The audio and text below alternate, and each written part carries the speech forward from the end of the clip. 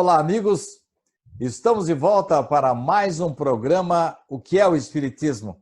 Orson, você está demorando muito para responder à nossa pergunta, a indagação básica, que é título desse programa. Afinal, Orson, o que é o Espiritismo? Olá, Sidney. Olá, amigos. Sidney, veja você como essa pergunta é importante, hein? Porque fizemos dezenas de programas e ainda não conseguimos responder a esta instigante questão. Vamos continuar, então. Afinal de contas, o que é o Espiritismo? Orson, há outros casos em que você se lembra que podem ser arrolados como assim evidências da reencarnação? Olha, entre tantos nomes respeitáveis, porque são vários, viu, Sidney? Não é um ou dois, nem 10, são muitos cientistas que se dedicam a essa pesquisa séria. Entre eles, eu destaco Ian Stevenson, porque é um grande pesquisador da reencarnação, de fatos que ligam à evidência claríssima da reencarnação. Mas eu me lembro de uma história que o telespectador, o ouvinte, talvez conheça, e talvez já tenha visto, mas merece ser citado aqui, até porque muitas pessoas estão tomando contato agora com o programa, com a doutrina espírita, e podem se sentir motivados aqui para essa questão. Eu me lembro do filme Minha Vida na Outra Vida, que não se trata apenas de uma clara evidência, mas pode se constituir numa prova. O filme Minha Vida na Outra Vida é baseado em fatos reais de uma mãe moradora dos Estados Unidos, que aos 40 anos, com um filho adolescente, começou a ter recordações, lapsos de memória de vida anterior vivida num país europeu. E esses lapsos, esses lances, esses insights, foram se fortificando a ponto dela descobrir a data e descobrir a cidade. E apesar da contrariedade do marido, ela foi lá e se reencontrou com os filhos da outra encarnação passada e que foram abandonados porque ela sofria muito com o marido, ela morreu de parto e deixou os filhos pequenos. E morreu com esse trauma, essa preocupação dos filhos menores que ficaram sob o cuidado do mais velho. Ela Sim, sofria com o marido da vida anterior. da vida anterior. E ela se lembrava dessas agressões do marido. Nos lances que ela tinha em sonhos, em pesadelos, ela se lembrava de lances muito claros, né? E esses lances levaram ela a uma ampla pesquisa, o marido contrário a isso, do atual casamento, mas depois o próprio marido se convenceu que não haveria como segurar a esposa, foi, a família inteira viajou para o país, e lá ela pôde se reencontrar com os filhos da outra encarnação. Na E Irlanda? estavam todos idosos, mas eles se reconheceram. É uma prova patente de reencarnação essa. Não foi apenas uma lembrança, foi uma lembrança materializada, foi uma lembrança constatada em fatos, de documentos, de fotos, de imagens, de nomes, datas e relacionamentos. O que me chama a atenção, Orson, a disposição de diretores, produtores do cinema americano que admitem que trazer um fato como esse é importante para a humanidade. Muito importante. Você me faz recordar um outro fato também baseado em fatos reais, também ocorrido nos Estados Unidos, que deu origem ao livro A Volta. Esse livro, A Volta, é resultante de uma pesquisa muito séria efetuada com um garoto que, reencarnado numa família americana, com pouca idade, com 4 anos, se interessava muito por aviões. E o pai o levava aos aeroportos, levava aos museus da aviação, e o garoto sabia tudo dos aviões. Com 3, 4 anos, ele sabia onde ficava o motor, para que funcionava determinado dispositivo, ele sabia tudo. E depois as lembranças se intensificaram e as pesquisas levaram que ele fora um piloto americano na Segunda Guerra Mundial, derrubado por mísseis japoneses. Ele morreu alvejado por mísseis japoneses na Segunda Guerra Mundial. E ele teve a oportunidade, porque a história avançou muito, de se reencontrar com os colegas de outrora aviadores da época, todos idosos. E ele um garotinho de 6 anos, 7 anos. E esse depoimento do filme, do livro A Volta, está na internet. Eu não sei se virou filme, mas virou um documentário. Inclusive, ele teve um encontro inusitado com um ex-colega combatente da Segunda Guerra, ainda encarnado, bastante idoso. Eles se encontraram no elevador e, quando eles conversaram, o garoto o chamou pelo nome. E o homem perguntou para ele, mas como é que você sabe o meu nome? Eu reconheço a tua voz. Você já imaginou? Isso é uma prova patente de reencarnação. O piloto americano reencarnado, agora um garoto, com toda a experiência, lembrança e conhecimento da sua experiência passada. São fatos que nos levam a constatar dados que não podem ser desprezados. Então, ao telespectador interessado, ao telespectador e ouvinte que está nos ouvindo agora, busque esse documentário na internet sobre esse garoto que foi piloto americano na Segunda Guerra Mundial. E também o filme Minha Vida na Outra Vida. Mas também o filme As Mães de Chico Xavier, onde nós vamos encontrar aquele episódio marcante da menina que caiu da bicicleta, bateu a cabeça, estava sob os cuidados da empregada doméstica e morreu a menina. E, inclusive, a mãe, desesperada, quis saber o que tinha acontecido, etc. e tal, né? E o próprio Chico esclareceu que se ela não morresse daquela forma, ela ia morrer de outra forma, porque isso estava no seu programa reencarnatório, oriundo de causas passadas.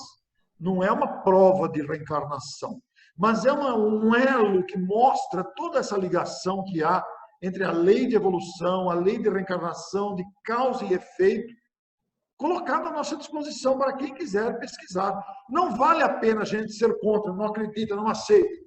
Tudo bem, a gente tem o direito de não acreditar, tem o direito de não aceitar, mas antes de fazer resistência, antes de manter-se contrário, pesquise. Vá pesquisar, busque, leia, reflita sobre o assunto, porque há muito material à disposição. Minha mãe, quando eu era pequeno, costumava passar a mão aqui na minha costela e ela, intrigada, por que eu tenho uma cicatriz bem aqui na altura da costela. E ela não conhecia nada de doutrina espírita e muito menos dos estudos de Ian Stevenson, que são recentes. E eu estou começando a correlacionar agora, você falou isso no programa anterior, das chamadas cicatrizes sem explicação. Eu mesmo nunca me feri, nunca caí e nasci com essa cicatriz. Como conciliar, Orson, a ideia de que nós trazemos uma cicatriz de uma vida anterior? Isso é possível? Perfeitamente. E isto é uma prova de reencarnação. Há muitos casos de marcas de nascença e a pessoa perguntaria, mas como? Não é um corpo que foi gerado novo? Aí voltamos ao assunto do perispírito de programas anteriores, em que a lesão física do corpo foi assimilada pelo perispírito, e quando o espírito vai reencarnar, o novo corpo absorve a lesão que está no perispírito. É por isso que o suicídio, Sidney, apresenta essas características. A pessoa que deu um tiro no peito, por exemplo, vai lesar o corpo, matou o corpo. O espírito sobrevive, o perispírito está lesado na região do coração pelo suicídio com o tiro no coração. Quando o espírito vai reencarnar, o novo corpinho vai assimilar a lesão que está no perispírito na região do coração. Há um caso muito interessante de um policial que foi morto com um tiro nas costas. Ele foi morto. E depois, ele reencarnou e ele tinha uma marca do tiro nas costas, uma marca de nascença. E as pesquisas levaram à constatação, pesquisas sérias, claro que não dá para a gente entrar em detalhes num programa de 28 minutos, teria que pesquisar o caso todo, mas as pesquisas levaram a conclusão evidente, provada, de que aquela lesão que ele tinha também no coração, porque afetou o coração, e a marca de nascença no tiro nas costas, mostram a trajetória da bala idêntica da ocorrência da vida anterior, constatada agora no corpo atual. São provas de nascença. O que me intriga mais é a disposição, a disponibilidade, como eu já falei antes, dos diretores, dos produtores, colocam muito dinheiro e eles não são espíritas, não são nem mesmo religiosos. E no caso de Ian Stevenson, vivendo num país eminentemente protestante ou católico, ele aventurar-se e provavelmente encontrar muitas barreiras dos seus colegas, como em outros cientistas encontram, para poder debruçar-se sobre essa questão das cicatrizes, das recordações inatas, ou mesmo desse caso dessa senhora americana que foi para a Irlanda. O que leva esse pessoal, Orson? Porque para nós, eu e você, se tivéssemos recursos suficientes, produziríamos aí 10, 20, 30 filmes, mas e esse pessoal que não tem o ideal, não tem dentro de si o anseio que nós dois e muitos outros temos de propagar, de veicular a mensagem espírita, Orson? O que os leva a acreditar, a gastar dinheiro e às vezes dar a vida em torno dessa ideia? Ô Sidney, isto provém da sabedoria de Deus. Porque Deus não nos vê como espíritas, católicos, protestantes, umbandistas, seja lá o que for. Deus nos vê como filhos e envia esses filhos nos mais diferentes segmentos de atuação. Porque os filhos de Deus, eles se caracterizam por várias aptidões, desejos, interesses, conquistas, tendências. Então, nós temos em todos os segmentos sociais, em todos os segmentos intelectuais, independente de crenças, espíritos com as mais variadas aptidões, interesses e dedicação, ocasionando que Deus envie esses filhos justamente com essas tendências em meios não religiosos, exatamente para provocar esse tipo de pesquisa, para em seguida desdobrar-se em desdobramentos na área religiosa que provem ou atendam a esse requisito, no caso que nós estamos falando da reencarnação. Não são espíritas, no entanto, têm um interesse desperto e produzem esses filmes belíssimos que encantam, nos sensibilizam e nos fazem pensar. Os espíritos influenciam nossas vidas, Orson? Mais do que a gente imagina, Sidney. E não são gente morta, não. São gente muito viva, que está ao nosso lado, que acompanha os nossos trabalhos. Então, vamos dizer, no caso desse programa que você se referiu aí, claro, nós estamos aqui envolvidos por espíritos, amigos nossos, interessados nesse trabalho de expansão do pensamento espírita. Então, se utilizam de nós, que temos esse gosto pela divulgação espírita, criado, alimentado, motivado pela amplidão do conhecimento espírita, então nós nos dispusemos a fazer isso. Você tem essa disposição de produzir programas, você lembrou de convidar-me, eu tenho a disposição e entusiasmo para atender o seu convite, os nossos dois entusiasmos se juntam, produzem um programa como este, que é assessorado por outra equipe, a equipe que não aparece, mas que atua nos bastidores, por trás das câmeras, companheiros dedicadíssimos envolvidos com isso, mas também todos nós assessorados por equipes de amigos espirituais, benfeitores, que suprem as nossas deficiências pessoais, a nossa limitação pessoal e atuam em nosso favor, seja intuitivamente, mediunicamente em alguns pontos, mas sempre dando essa assessoria. Os espíritos influenciam muito. em todos os sentidos. Nós estamos imbuídos de um bom sentimento, de uma boa intenção. Então, atraímos espíritos afins com esse ideal. Mas se o nosso interesse fosse outro, por exemplo, planejar um sequestro, por exemplo, ou planejar explodir um terminal bancário na madrugada, igualmente atrairíamos espíritos desta condição, deste interesse. Então, os espíritos influenciam diretamente a nossa atuação. Atender à sua sugestão, seja para o bem ou seja para o mal, é de nossa liberdade e responsabilidade. Você tem provas de que os espíritos voltam e se comunicam e se identificam? Você tem provas suficientes sobre esse assunto? Eu não tenho dúvida nenhuma, até porque eu já vivi uma situação inusitada. Dá tempo de eu contar? Nós estamos com tempo aí. Dá. Eu quero que você, inclusive, se for possível, faça uma breve menção do primeiro livro de Chico Xavier, O Parnaso, que na época era a mídia mais conhecida, a poesia. Sim.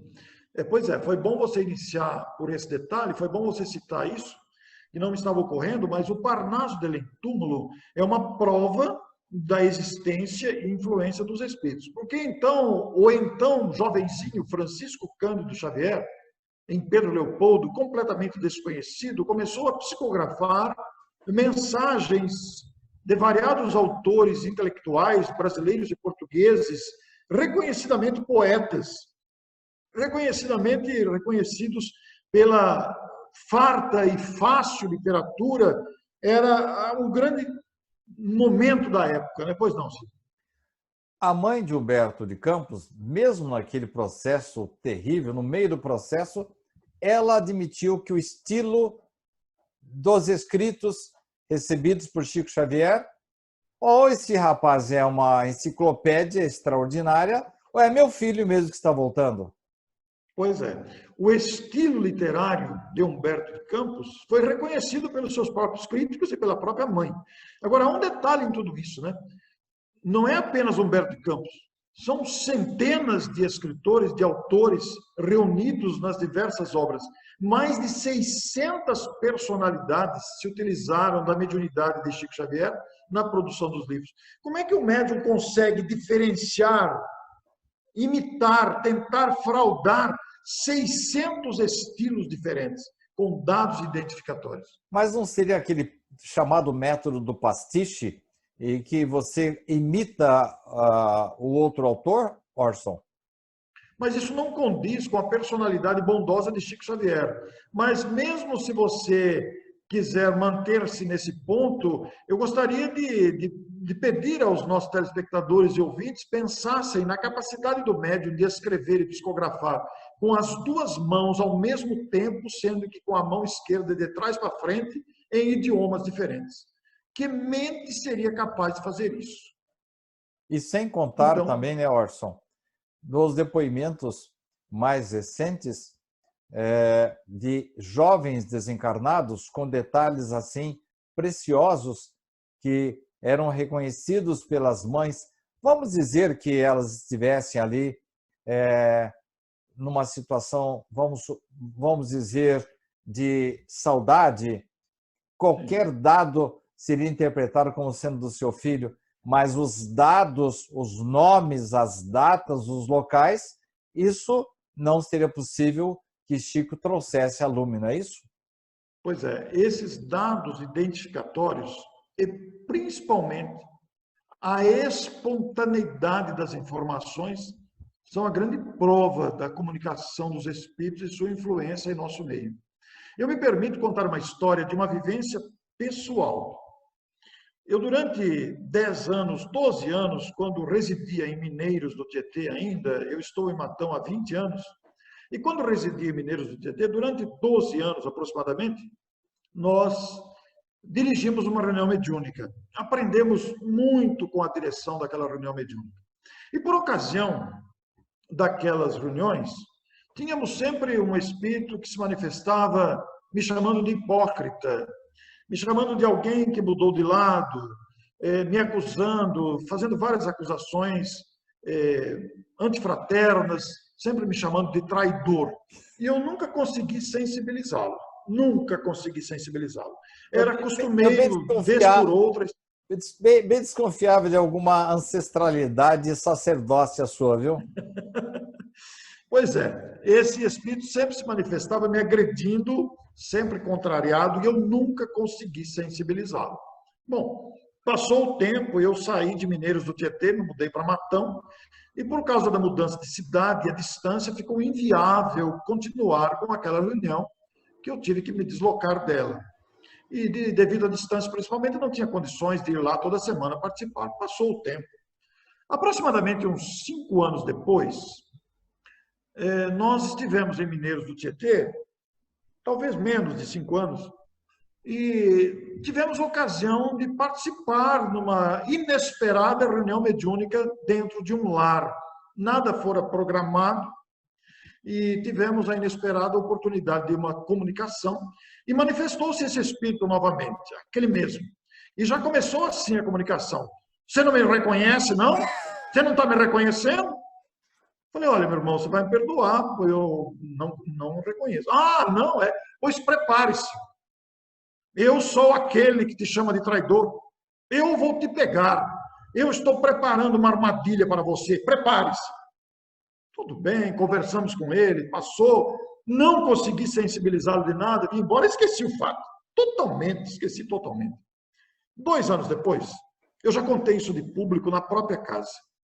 2 anos depois, eu fui falar em São José do Rio Preto, na Sociedade O Consolador, à época dirigida pela nossa querida Vera Oliveira. E fazendo palestra naquela casa, eu fui no domingo de manhã, havia planejado um determinado tema, e quando entrei na casa, me deparei com uma população maciçamente acima de 70 anos de idade. Maciçamente, 90% das pessoas que ali estavam eram pessoas acima dessa idade. E eu olhei a plateia, havia sido me dada a palavra, olhei a plateia e encontrei todos cabisbaixos, todos de cabeça baixa. Eu estranhei muito aquele cenário, como se me dissessem, eu vou ter que ouvir esse cara aí 50 minutos, eu quero tomar passe e ir embora. Era a sensação que eu estava tendo. Então eu mudei a palestra na hora. Eu mudei o tema na hora, eu nem me lembro o tema original, primeiro escalado. Eu mudei o tema simplesmente e comecei a falar sobre o valor da amizade. É uma palestra que eu tenho. E nesta palestra sobre o valor da amizade, eu comecei a me referir à minha professora primária, lá dos meus primeiros anos escolares. E comecei a me referir a ela sobre a maneira carinhosa com que ela sempre me tratou, com a maneira educada, tranquila. E conforme fui falando das minhas lembranças escolares, aqueles rostos cabisbaixos começaram a se levantar. E começaram a me olhar com um brilho no olhar extraordinário. Eu fiquei impressionado com aquilo. E, Sidney, eu te digo, foi a melhor palestra que eu proferi em toda a minha vida até hoje. Foi a sensação mais maravilhosa que eu tive. Mais maravilhosa que eu tive. E depois fiquei sabendo que boa parte deles eram professores aposentados.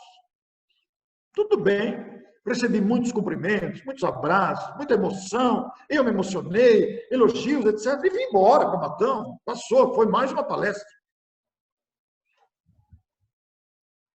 Alguns meses depois, acho que anos, talvez 1 ano e meio aproximadamente, ocorreu-me outra oportunidade de uma reunião mediúnica inesperada em 2 córregos.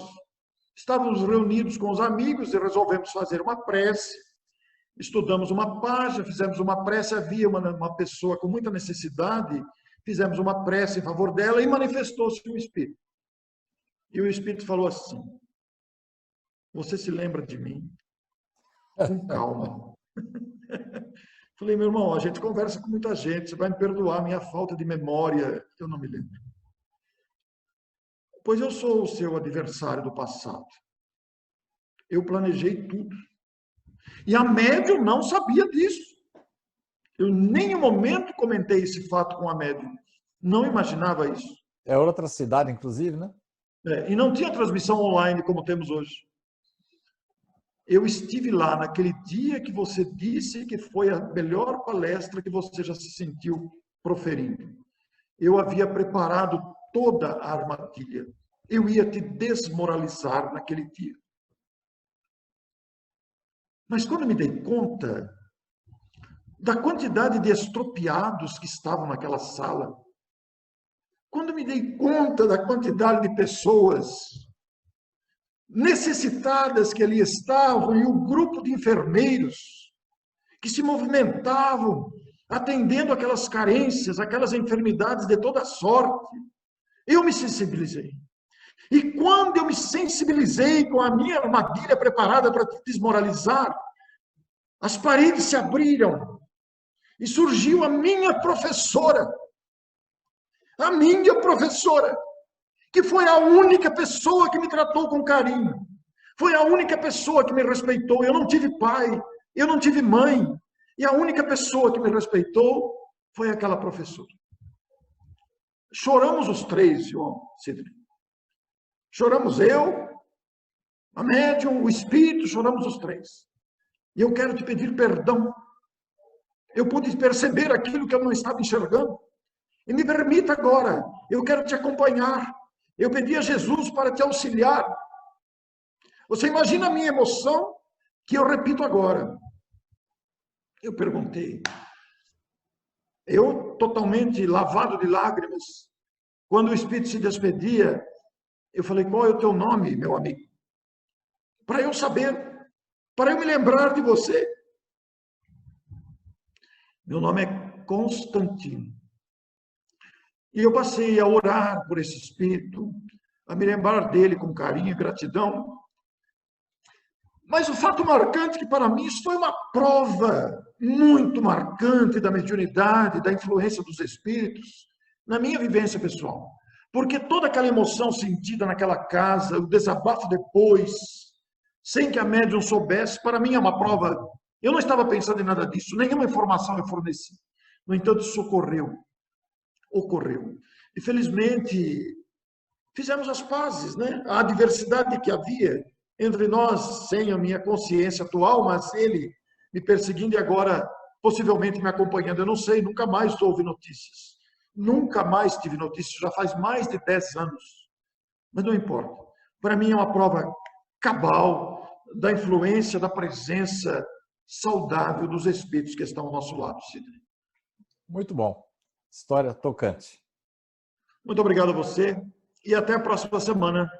O que é o Espiritismo? Muito obrigado a você, caro ouvinte, caro telespectador. Na semana que vem estaremos de volta. Até lá.